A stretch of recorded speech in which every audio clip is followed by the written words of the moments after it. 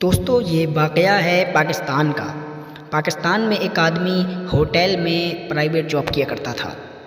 اس کو جاب پر جانے کے لیے، ہوٹل میں جانے کے لیے ایک راستے سے پیدل ہو کر گزرنا پڑتا تھا، اور اس راستے میں دوستو ایک قبرستان بھی پڑتا تھا جس کے برابر سے وہ روزانہ گزرا کرتا تھا۔ مسلسل وہ اسی راستے سے گزرتا تھا، لیکن ایک دن جب وہ اس راستے سے واپس آ رہا تھا اپنے گھر کی اور، تو اس نے کیا سنا کہ اس کو قبرستان میں سے ایک عجیب و غریب آواز آ رہی ہے۔ اس نے غور کیا تو وہ آواز کچھ عجیب و غریب سی لگ رہی تھی، جیسی آواز اس نے دنیا میں کبھی نہ سنی ہو۔ فی الحال اس نے اس آواز کو اگنور کر دیا اور اپنے گھر کی اور جا نکلا۔ دوسرے دن پھر جب وہ اس قبرستان کے برابر سے گزر رہا تھا، اس کو پھر آواز آئی۔ اس نے اس بار سوچا کہ کیوں نہ اس آواز کو قریب جا کر سنا جائے، یہ کیسی آواز ہے۔ وہ قبرستان کی جانب بڑھا۔ جب قبرستان کی جانب بڑھنے لگا تو اس کو یہ آواز تھوڑی فاسٹ آواز آنے لگی، یعنی کہ تھوڑی تیز ہونے لگی آواز کی رفتار۔ جب بالکل قریب جا کر دیکھا تو اس کو پتہ چلا کہ یہ آواز ایک عورت کی ہے، اور وہ عورت مدد کے لیے پکار رہی ہے کہ مجھے بچا لو، میں ایک پیغام دینا چاہتی ہوں ساری دنیا والوں کو، میں ایک پیغام دینا چاہتی ہوں ساری دنیا والوں کو، مجھے بچا لو۔ اس آدمی نے جب یہ آواز سنی، یہ ڈر گیا، سہم گیا اور سیدھے اپنے گھر بھاگ گیا۔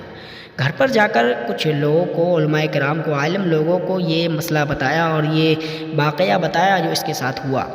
تو انہوں نے فیصلہ کیا اس کے ساتھ مل کر کہ کیوں نہ اس قبر کے پاس جایا جائے اور اس کو کھول کر دیکھا جائے۔ جب یہ 8-10 لوگ اکٹھا ہو کر اس قبرستان میں پہنچے تو وہ عورت کہہ رہی تھی، مجھے باہر نکالو، مجھے کچھ پیغام دینا ہے دنیا والوں کو، بہت ضروری بات ہے، مجھے دنیا والوں کو وہ بات بتانی ہے، ایک پیغام دینا ہے۔ جب سب لوگوں نے یہ بات سنی تو کچھ عالموں نے یہ فیصلہ کیا کہ کیوں نہ اس قبر کو کھولا جائے۔ فٹافٹ اس قبر کو کھولا گیا تو اس میں سے ایک عورت نکلی، یعنی کہ وہ قبر ایک عورت کی تھی، اور وہ عورت کہہ رہی تھی کہ کوئی میرے گھر چلے جائے اور میرے گھر سے ایک کپڑا یعنی کہ سوٹ میرا لے آئے، اور اس کے ساتھ ساتھ ایک چادر ضرور لے کر کے آئے یا پھر کوئی دوپٹہ ضرور لے کر آئے۔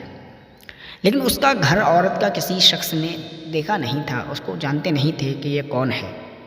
اس عورت نے کہا، اگر میرا گھر کا پتہ نہیں ہے تو کوئی اپنے گھر سے لے آئے کوئی کپڑا، اور ضروری یہ بات ہے کہ اس کے ساتھ میں کوئی چادر یا دوپٹہ ضرور لے کر آئے۔ تو جس آدمی نے سب سے پہلے یہ بات سنی تھی، یہ آواز سنی تھی، وہ آدمی فوراً گھر گیا اور ایک چادر اور ایک کپڑا لے کر فوراً آ گیا قبرستان میں، اور وہ کپڑے اس قبر میں پھینک دیے۔ اس کے بعد وہ چادر اوڑھ کر وہ عورت باہر نکلی اور اپنے گھر کی اور بھاگنے لگی۔ اپنے گھر کی اور بھاگنے لگی تو جو لوگ وہاں پر جمع تھے، جو بھیڑ جمع تھی، وہ بھی اس عورت کے پیچھے پیچھے بھاگنے لگی، اس عورت کا پیچھا کر رہے تھے۔ لیکن وہ عورت ایک بات کہہ رہی تھی، میرے پیچھے پیچھے آتے رہو، مجھے تم لوگوں کو ایک پیغام دینا ہے، دنیا والوں کو مجھے ایک بہت ضروری پیغام دینا ہے۔ وہ عورت اپنے گھر پر پہنچی اور ایک اپنے کمرے میں جا کر اندر سے دروازہ بند کر لیا۔ کچھ دیر کے بعد باہر کھڑے لوگوں کو اس عورت نے آواز دی کہ آپ لوگ اندر آ سکتے ہیں۔ ڈرتے ڈرتے جب سب لوگ اندر گئے تو دیکھا اور دیکھ کر بے سدھ ہو گئے۔ سارے لوگ حیران ہو گئے، کپ کپی طاری ہو گئی سارے لوگوں پر، تھرتھرانے لگے ڈر کے مارے، کیونکہ ان لوگوں نے ایسا منظر آج سے پہلے نہیں دیکھا تھا۔ دراصل دوستو یہ عورت، اس عورت کے سر پر ایک بھی بال نہیں تھا، اور یہ عورت چمڑی سر پہ کی پوری غائب ہو چکی تھی، اور اس کا جسم بری طریقے سے گل چکا تھا۔ کپ کپانے لگے تھے سب لوگ اس عورت کو دیکھ کر، سب لوگ ڈر گئے۔ لیکن اس آدمی نے، جس کو سب سے پہلے اس کی آواز آئی تھی، اس آدمی نے ہمت کر کے اس عورت سے پوچھا کہ یہ تمہارا حال کیسے ہوا، تمہارے ساتھ آخر کیا ہوا؟ عورت کہنے لگی، دراصل جب میں زندہ تھی تب میں اپنے انہی بالوں کو کھول کر، سر پر دوپٹہ نہ اوڑھا کرتی تھی، اور انہی بالوں کو کھول کر میں ننگے سر بازاروں میں جایا کرتی تھی، ننگے سر گھوما کرتی تھی میں انہی بالوں کو کھول کر، دوپٹہ نہ اوڑھا کرتی تھی، اس وجہ سے میرے بالوں کی، میرے سر کی یہ حالت ہے۔ اس آدمی نے غور کیا کہ اس عورت کے ہونٹ بری طریقے سے گل چکے ہیں اور ہونٹ ایسی حالت تھی ہونٹوں کی کہ بیان نہ کر سکا۔ اس آدمی نے پوچھا کہ آپ کے ہونٹوں کو کیا ہوا؟ تو کہنے لگی انہی ہونٹوں پر میں لپسٹک لگا کر بازاروں میں گھوما کرتی تھی اور لوگوں کو دکھایا کرتی تھی کہ دیکھو میری لپسٹک دیکھو اور مجھ سے محبت کرو اور مجھ سے کہو کہ میں کتنی خوبصورت ہوں۔ میں لپسٹک لگا کر گھوما کرتی تھی ننگے سر۔ اس آدمی نے غور کیا کہ اس عورت کے تو ناخون، پیر کے ناخون ہیں ہی نہیں اور پیر بری طریقے سے سڑ چکے ہیں، گل چکے ہیں۔ اس آدمی نے پوچھا تمہارے پیروں کے ساتھ کیا ہوا ہے؟ تو عورت کہنے لگی میں انہی پیروں سے غیر مردوں کے پاس جایا کرتی تھی، انہی پیروں سے چل کر میں غیر مردوں کے پاس جایا کرتی تھی اور ان سے میں کہتی تھی کہ دیکھو میں کتنی خوبصورت ہوں، میری اداؤں پر مر مٹو۔ میں گندے گندے کام کیا کرتی تھی جس کی وجہ سے مجھے اللہ کا عذاب ہوا، جس کی وجہ سے میں عذاب میں مبتلا ہوئی۔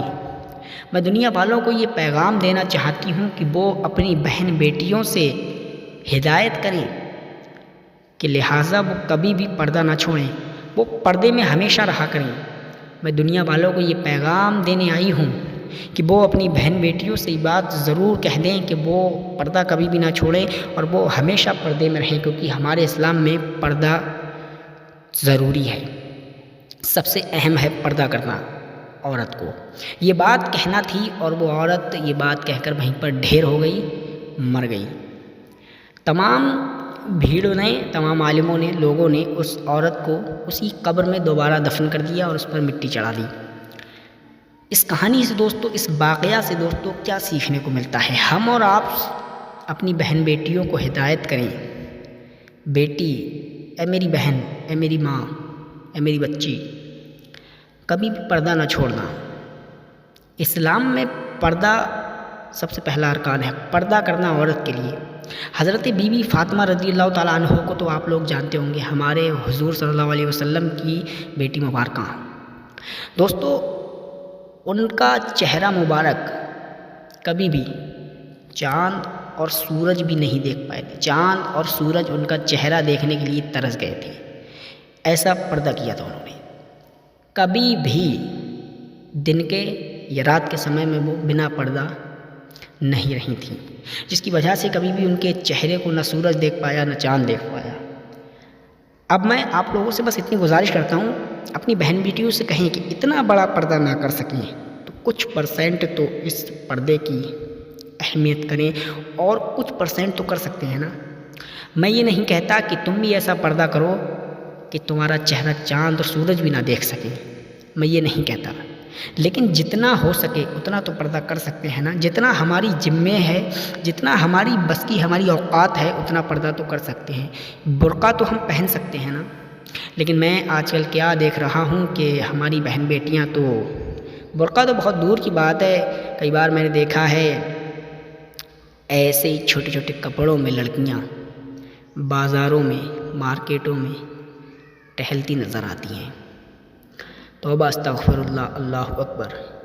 یا اللہ تعالیٰ ہمیں اور آپ کو اور ہماری بہن بیٹیوں کو، اسلام کی ساری شہزادیوں کو، ساری عورتوں کو اللہ تعالیٰ اللہ تیرے راستے پر چلنے کی توفیق عطا فرما دے اور پردہ کرنے کی توفیق عطا فرما دے، ہمارا اسلام دھرم سمجھنے کی توفیق عطا فرما دے۔ کتنا اعلیٰ ہمارا مرتبہ ہے، یہ بات ہماری بہن بیٹیوں کو اور ہمارے مسلم بھائیوں کو بھی سمجھ میں آیا۔ یا اللہ تعالیٰ ہم سب کو توفیق عطا فرما دے، آمین ثم آمین یا رب العالمین۔